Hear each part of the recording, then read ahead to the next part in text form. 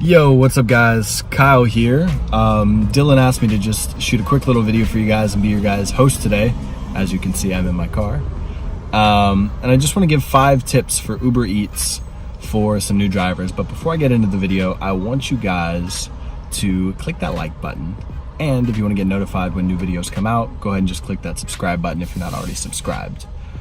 Without further ado, let's get into the video. So, tip number 1, I would say, is have a financial goal every week that you set out towards.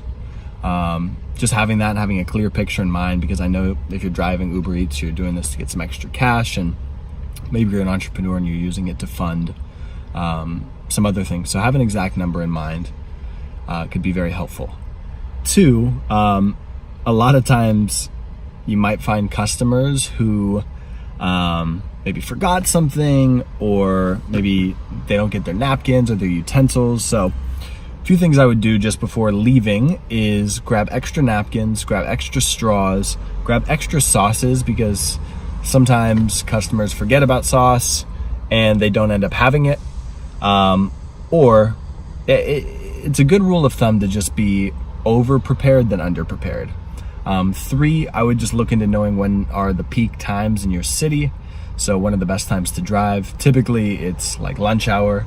So I would look into like 11 a.m. to 2 p.m. Where you live, and then maybe around dinner, maybe like 7 or 8 p.m.